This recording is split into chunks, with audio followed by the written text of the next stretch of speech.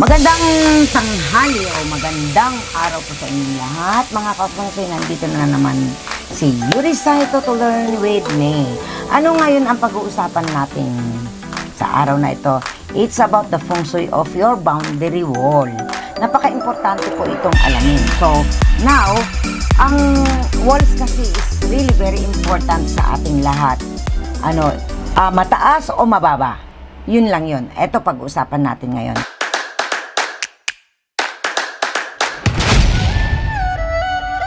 Walls around the home are means to demarcate your property. Your boundary walls helps keeps intruders from coming into your space and cosmically establishes the Tai Chi of your residence. Walls brings good Feng Shui when built according to the basic of Feng Shui. Balance and proportion play a big role in getting your walls right away. Here are some important things to remember when creating your boundary wall. Before I proceed, I just want to let you know that I am a Feng Shui brand ambassador of World of Feng Shui and business partner. And all of my teachings came from World of Feng Shui. Okay. So, number 1, wall must not be too high. Hindi siya masyadong mataas. So, the wall surrounding your residence should be in balance with the levels of your home. And in an average 2-story home, the wall should not be higher than the first level of the home. Ayan na. The wall should not be higher than the first level of the home. So, a good height is for the wall to be a little higher than the height of the tallest person living in the home. It should never be higher than the height of the house itself, as this has the effect of making the wall more important than the house. Overly high walls do not keep intruders out. Instead, they bring obstacles and blockades to the lock of the home. Kasi may mga nakikita ako na mas mataas pa yung wall kaysa dun sa bahay. So, hindi po pwede yun. Kailangan, alam po natin, kung second stories kayo, dapat nasa first level. O kung 1 story kayo, kailangan nasa kalahati. Okay. Ngayon, avoid creeping plants. Oh my God! Avoid creeping plants. Be careful of plants that grow on your wall. They will creep over your entire wall before you know it. And eventually, the plant takes over all the entire wall. Pangit po yan. These insidiously creeping plants cause disturbance to the emotional and physical health of the residents. The effect is similarly to being overtaken by the hostility star of Number 3, causing residents to be constantly quarreling over unimportant matters. Verbal confrontation between family members become a constant battle. It is worse when the plants take over just half the wall, as this wall causes residents to become embroiled in various kinds of legal disputes.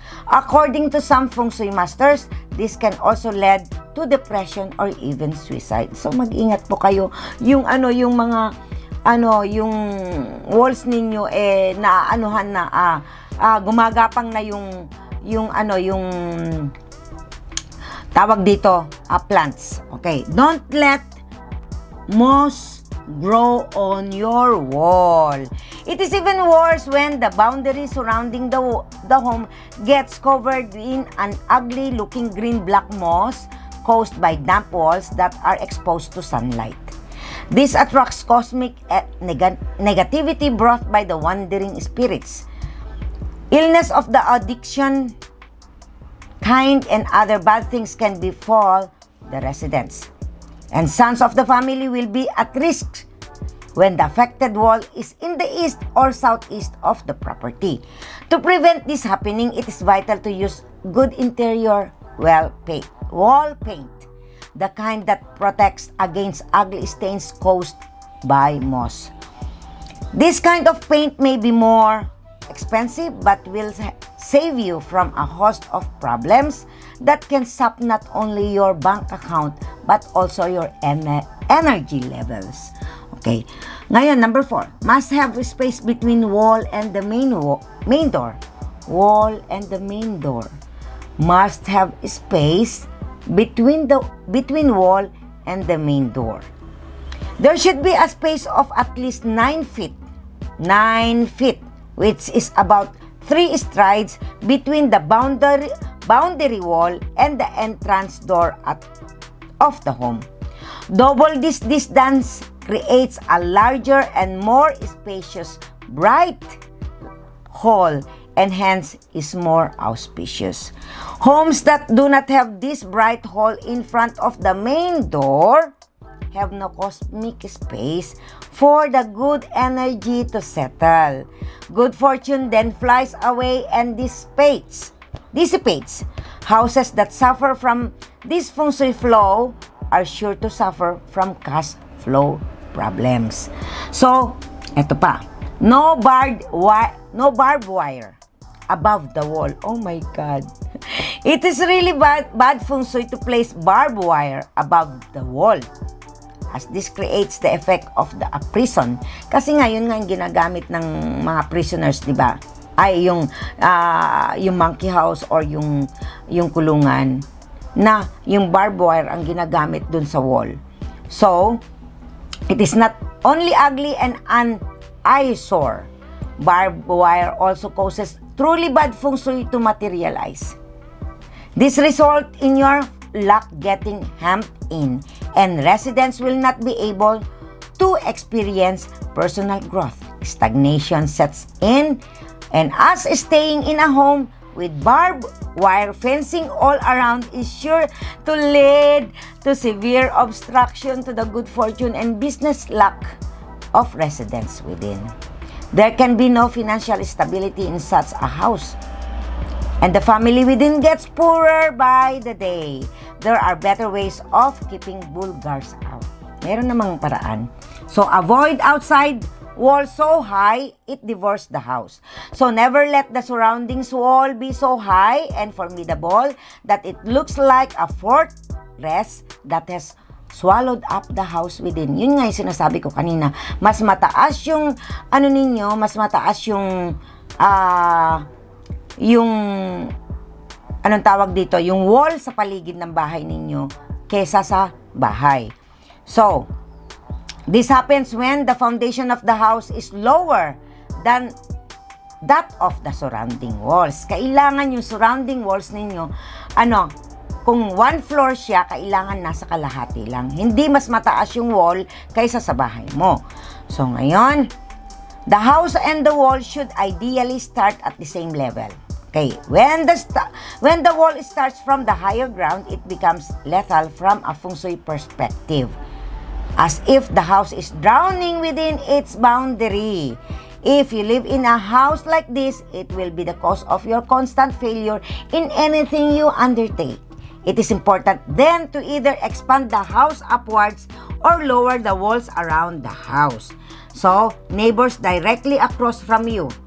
Neighbors directly across from you. When the houses in your neighborhood sit on land that is level and the house opposite yours is on the same level of your house, then the wall of your neighbor's house directly opposite should not be higher than yours. Okay? When the walls of two houses face each other, the family with the lower wall will always be at a disadvantage. Kailangan pareho kayo. When the house opposite has a brick wall and your house has only a chain link fencing, you will also be at a disadvantage. Kailangan pareho kayo para walang trouble. Okay? When the opposite house is on land that is higher than your house, it can represent a mountain. It's okay. Kasi, it will protect you. This kind of phenomenon can either represent a big obstacle for you or it can be very auspicious if the mountain star 8 of your house, based on the flying star formula, is at the front facing palace. Okay? In this case, the house opposite will bring excellent networking, relationship, luck, and exceptional good health to the residents. Kaya ngayon nga yung sinasabi ko na kailangan tignan natin kung ano yung mga nakapaligid sa atin. Is it, anong tawag dito, is this benefit for you or not? Ano ba? Nakakapagbigay ba ng magandang good feng shui sa location mo or not? That's it. When the opposite house, yun na nga, sinabi ko kanina, in this case, the house opposite will bring excellent networking, relationship, luck, and exceptional good health to the residents. So, note that if the roof line of the opposite house has a triangle, yun na yung sinasabi ko palagi, yung mga nakikita ko dyan, kasi attentive ako sa mga nakikita ko pag nagta-travel ako.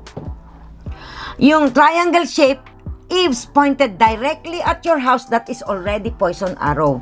These are secret poison arrow around arrows pointed at you, in which case you must build a wall higher than the neighbor's house to symbolically shield your house against the poison arrows. Okay, now we go on the wide frontage is beneficial. Pag maluwang ang front mo is good.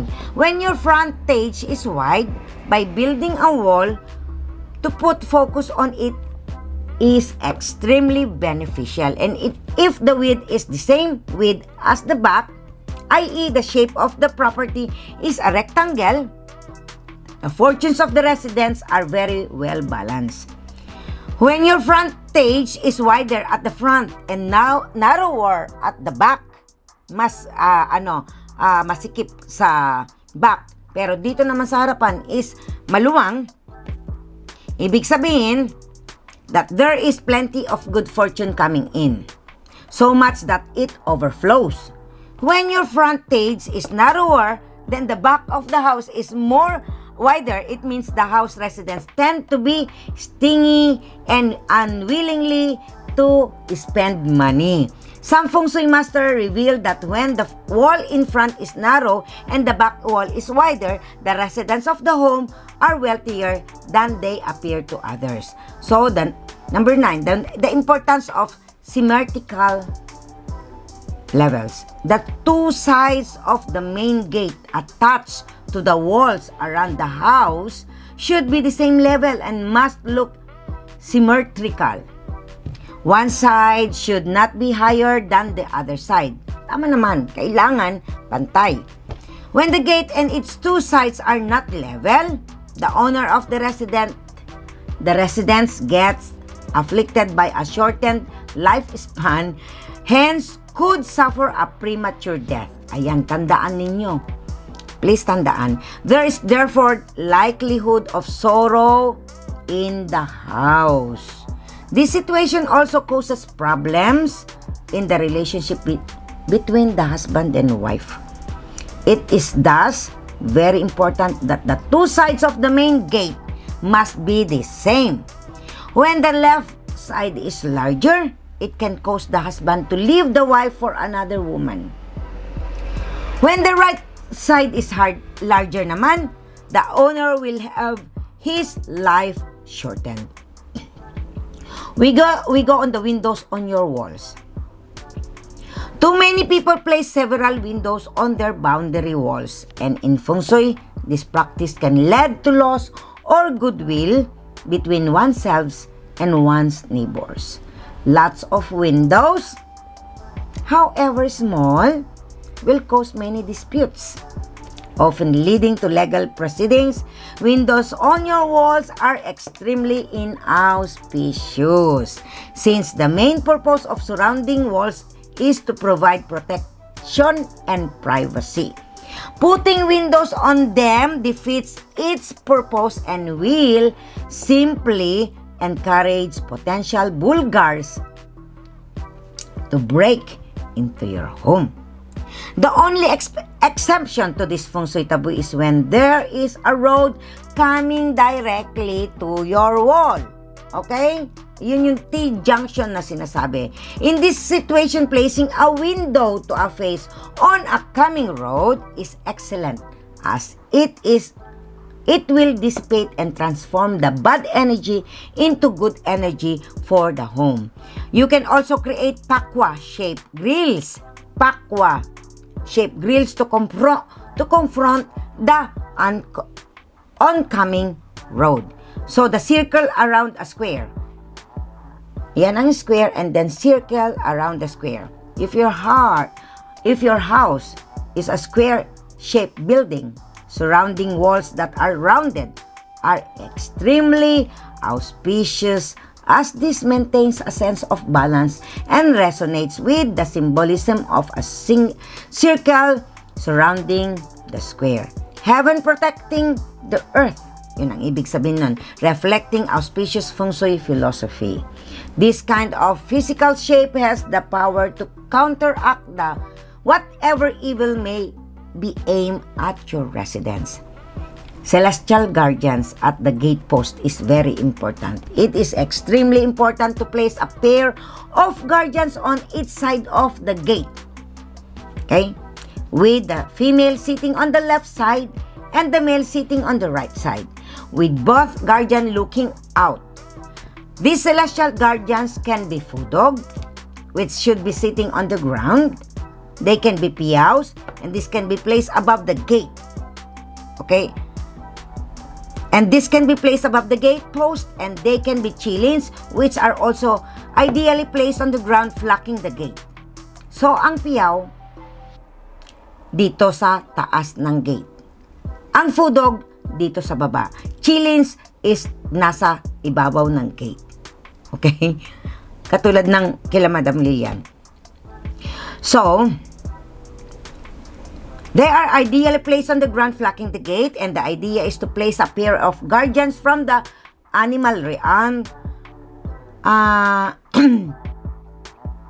of the celestial universe. And they can also be a pair of elephants with the trunk up, a pair of camels, or even tigers. The gates of Master Lilian, too, are guarded by colorful piaos. And Madam Lilian like them so much because they are not fierce creatures.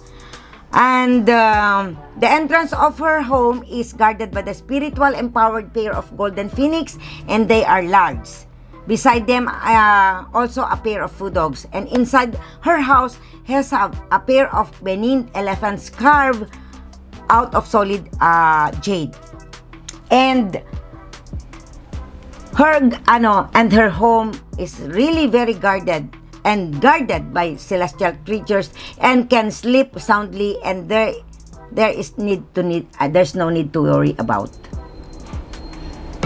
So, mga ka-Feng Shui, dito po nagtatapos ang To Learn With Me about the boundary of the walls. So, ito po si Yuri Salto na nagsasabing, sa lahat po na hindi pa po nakaka-subscribe sa aking channel, plus click the button and click the tiny button. I-select nyo ang all para sa lahat ng upcoming videos ko.